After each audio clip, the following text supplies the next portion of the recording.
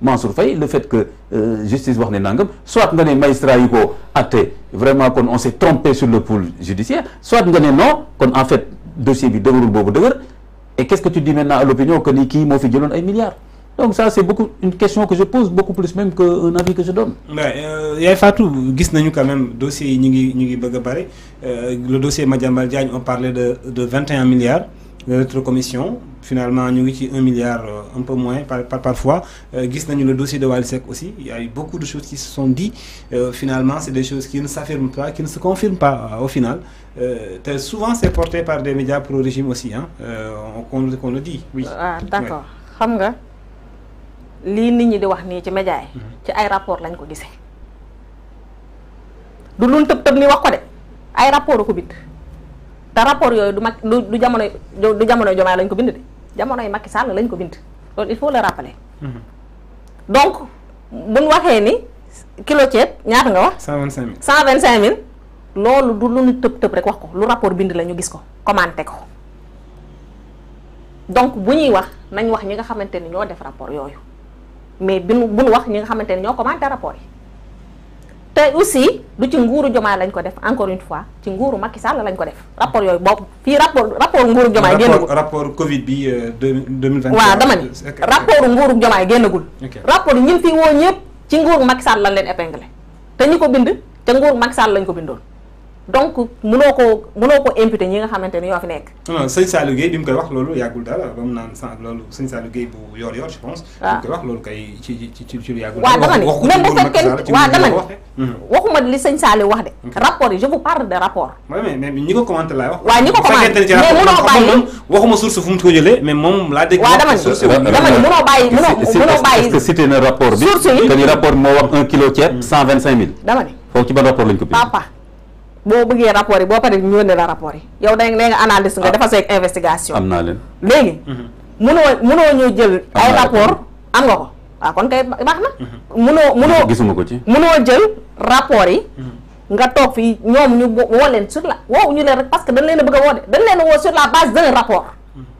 buñ leen di bàyyi tamit peut-être que def nañ seen i investigation ba xam ni peut-être les rapports yi wax ak li am bokkul ñu bàyyi leen ñu dem. loolu affaire justice la justice a ko décidé. ok sànq imam bi mais mais waa parce que muy kon ne ba tey ñu ngi bàyyi sàcc yi li ma la doon laaj dafa ni c'est pas ça votre problème. waaw parce que rapport a wax ni sàcc la. bon. waaw mais justice nee na sàccu. imam waaw loolu tamit dinañ ci dem parce que bàyyi leen ko nag. si on est dans une république c'est comme ça que ça doit fonctionner. waaw léegi yow justice jëlal justice nga teg ne jël nguur jël Diomaye ak président Sonko justice nga teg ne waaw.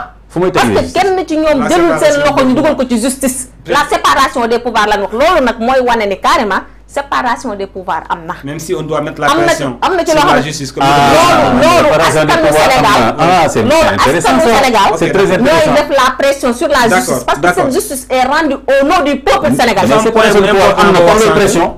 dafa séparation de pouvoir am na looy pression. non mais la justice est rendue au nom du peuple.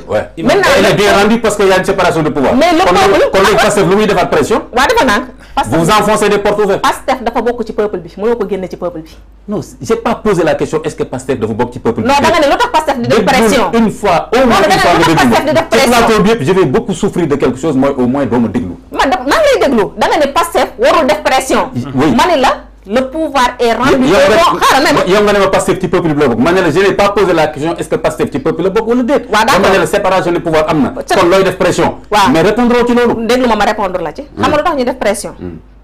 parce que dañ ni le pouvoir est rendu au nom du peuple. d'accord léegi da ngaa mën a génne Pastef ci peuple bi wala déet. mënoo génne Pastef ci peuple bi. le Pastef fait partie du peuple sénégalais. mënuma leen ci génne maintenant nag comme la justice te bëgguma leen ci génne. waaw te doon mënoo ñu cee génne. te bëgguma leen ci génne. waaw te mënoo ñu cee génne même boo il faut que la justice au moins bëgguma leen ci génne. waaw d'accord maintenant. ñu ma leen ci génne ay Sénégalais lañ comme man. waaw moo tax nag ñuy demander justice. j'ai des amis yu fa bokk. waaw d'accord. loolu nag ñoo xam ne dañuy politique boobu juddoo ko. waaw d'accord loolu yëpp mën naa leen ciy génne. waaw j'ai des amis yoo xam ne damay xulóog ñoom ci politique. waaw te ñu ngi bokk Pastef. waaw te ma respecté leen. waaw d'accord lu tax ma leen ciy génne. loolu waaw léegi nag. comme façon rhétorique bi lan la. comme mënoo ñu cee génne may ma daaneel foofu. d'accord comme mënoo ñu cee génne waaw ñu ne la xam naa ni mënu ma leen ci génne. waaw d'accord kon du ma perdre sama temps di leen ci génne. waaw léegi d'accord même su ma ko bëggoon. d'accord xam nga Ibrahima dafa wax lu nga xamante ne moom dafa. mais notre sujet bi daf ne lu tax Pastef di mettre la pression sur la justice.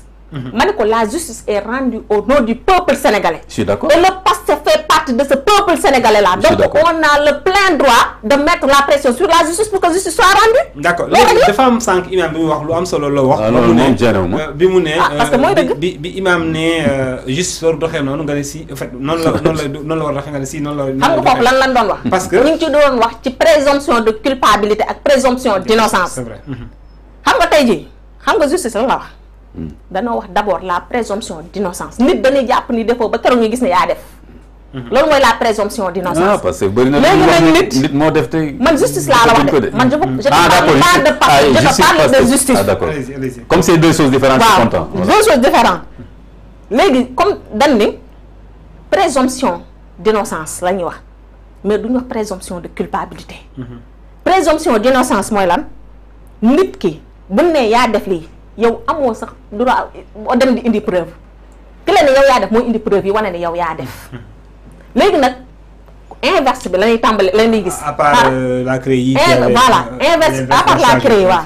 inverse bi la ñuy tàmbali di gis xam nga lan gis sax depuis bu yàgg. xam nga mooy lan la présomption de culpabilité jàpp ni yaa def ba keroog ñu gis ni defoo. donc loolu justice du doxee noonu.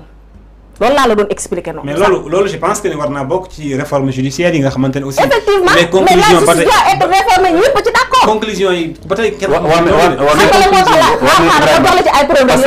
ay contradiction foofu parce que ñoom nit day doxam nii ñu def ay VAR def ay manœuvre def ay audio dem ci TikTok yi daal ne sàcc yaa ngi ni ñu bàyyi leen fi xoolal parmi le staff Ibrahima parmi le staff de Pastef dañuy wax ay nit a ngi fii sàcc ñu bàyyi leen alors que kenn produiragul sur le plan de la justice preuve bu leen bu wax ne ay sàcc lañ ci pourtant ñoom lañ koy wax. waaw dama ne. d'accord dama ne. laa la expliquer ma ne la. kon loolu c'est pas normal quand même. d'accord nga loolu au moins. mais bul jël Pastef teg ko ci justice Pastef du justice. loolu laa bëgg nga di seet ne ñaar yooyu. ba pare principe judiciaire ngay wax donc. waaw man je te parle de principe judiciaire. waxuma la waa Pastef. non je parle des pratiques de communication de Pastef. yow pratique de communication bu ñu ko waxee ni ñu ci mën a duute baaraam Pastef noonu lañ leen ci mën a duute baaraam yéen ñi jàkkaarloo waa Pastef. D'accord. Ok. Ah d'accord. Allez-y. Le ça ne me gêne pas, on n'est pas parfait. amul problème. Allez-y. Alors réforme judiciaire yi c'est fu mu toll. loolu yéex na de depuis nañ ko depuis daaw je pense ci assise sur la justice je pense. point yi c'est tellement important. c'est très important. ba tey jii nii gisaguñu benn jeexintal xaw ma lu ñuy xaar ci. xam nga gis nga justice dañ ko war a réformer. yëpp yi fa mu war a tàmbalee moo sori. parce que Ibrahima munoo yow concevoir tey. benn Pape Malick Ndour li mu wax ak ni mu garaawee Pape Malick Ndour ci seen meeting bi ñu def li mu wax ak ni mu garaawee ay gouvernement de transition loolu nit mësul woon a nekk Pastef ñi ma ko wax lu dul jël si nañ la mësul am. ah oui. laay la Pastef gii le discours Pastef jamonoy opposition li ñu fi daj ci lu gën a maanaam lu gën a tuuti lool. mais Abbas Fall woote na fi ay jël leen jaasi ak yooyu noonu. ban jaasi boobu seen nguur gi la. ban jaasi ci campagne bi passé justement.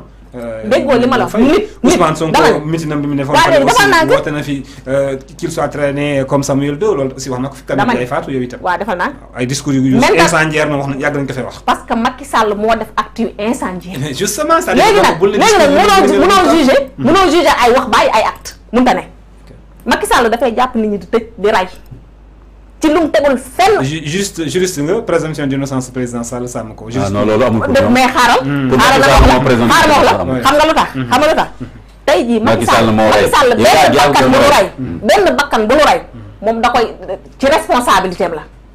mais am na tey fu manifestation doon toll bu ne arrêté leen ñëpp dañuy arrêté. mais responsabilité bi tant que justice Macky Sall moo taxaw fii wax ju arrogant jëf yu arrogant jàpp ne tuumaal tëj nekk président ne te donne pas le droit nga ku la neex jàpp tëj ku la neex rey. mais qu'il soit au moins jugé. Qu'il soit au moins jugé. justice moo war a établir responsabilité. loolu ñëpp di xaar. c'est pas parce que moo war a établir responsabilité mais justice. dama ni loolu fa lañ jëm moo tax muy wax réforme de la justice. justice dañ koo war a réformer. li ma la wax sànq Pape Malick Ndour mënul wax ju garaaw ci mu wax nga dem. ni garde à vue nga ko ba ci ak nga ne bàyyi nga ko mu ñibbi. kan ngay waxal noonu yow. justice laay waxal. kon justice bi doxul foofu. ma ni mënuñu. dama lay dox ñaari cas. yéen a nommé procureur bi. dama lay jox ñaari cas. dama lay jox kan moo ko bàyyi. maanaam ci indépendance de la justice ba tey ci la nekk. dama lay jox ñaari cas mais Pape Malick Ndour kan moo ko libéré. benn boy Dakar. benn boy Dakar. benn làmmiñu daar yu wax moyen que ça ñu emprisonné leen kii 1 mois kii 2 mois ci li nga xamante ne li mu wax eggul fii ci li Pape Malick Ndour wax. léegi pour yow faute bi eggu fa fii waaw léegi dañ ne laaj yow ko def faute. donc dafa am ay réformes yu nga xamante ne dañ koo war a def ci justice. te bu ñu ko defee te defagu leen te defuñu ko. et ça fait 1 an defagu leen bu ñu ko defee dinañ ko def parce que nag fa mu jóge moo sori. du lu ñuy réglé ci 1 an du lu ñuy réglé ci 2 ans. mais léegi je vois pas le lien entre même bu ñu defagul Ibrahima même bu ñu defagul réforme yi le fait que ñu libéré Pape Malick Ndour est-ce que ñàkk réforme yi moo tax loolu wala. dama ni ña fi nekkoon ba tey ñoo fi nekkaat dañ ko wax te dee li fi ne. c'est-à-dire maanaam ña fi nekkoon di doxal di jàpp nit ñi di def lu leen neex ci nit ñi. ku wax lu jarul wax ñu jàpp tëj. muy les juges wala. ñoo fi nekk ba tey. les mêmes juges. ah ñoom alors c'est le procureur qui est là. man je parle nommé par vous. man je parle. et le parquet c'est vous. man système bi laay wax. individualisé wu ma. ben il y a pas un système c'est un procureur qui est nommé par vous. waaw dama ne je parle du. et le ministre de la justice c'est vous aussi qui nommé. waaw baax na même bu fekkente ne ñun ñoo nommé. waaw dama ni système bi li fi. nga ne ñi fi nekkoon ñoo fi nekk ba tey loolu mën nga ko dugg suñu bopp ñun. dinaa ko dugal ci plateau bi fii. dinaa ko dugal ci sa bopp. mënul dugg. wax dëgg yàlla mën naa bañ a dugg ndax man nga da ngay jëm mag te da ngay naax. loolu mën naa naaxaguma de. bàyyi sa maam bi ngay bàyyi sa maam naaxaguma de. musul naaxaguma de. dama ne la. waaye léegi say wax jaxasoo de. je suis pas parfait. boo naaxul léegi say wax jaxasoo de. je suis pas parfait te li nga tuddee wax bu jaxasoo rek mooy wax bu leen neexul yi parce que man damay dégg ay kilifa ay nit ñu naan ma c'est bien. il faut garder le cap. loolu waroo koo sax nangu. mais attends léegi ngeen nommé ministre de la justice. nommé procureur ba pare naan doxul. maintenant yëf yi nekkul foofu kese.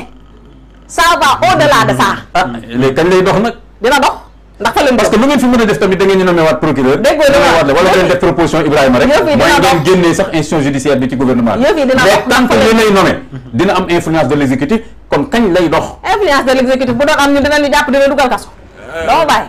ah mais bu ñu libéré Pape Malick Ndour tam nga xam ni liberté justice bi la rek. mais loolu da du Pape Malick Ndour li mu def. yow non bu wax Pape Malick Ndour principe bi lañ lay wax. man yow laa la yow. d'accord un dernier point Pape Malick Ndour def yow yaa gën a xam ni Pape Malick Ndour waru woon a fanaan këram. appel à l'insurrection la def. d'accord. warul fanaan këram. duguleet de. d'accord waaw même bu dul guleet ñun heure bu ñu ko defee dem nañ kaso. Imam soxna oui. Yaay Fatou. C'est vrai. Il y a un point qui est là aussi qui toujours ci continuité de justice bi la muy les victimes ci manifestation wu 2021 jàpp 2021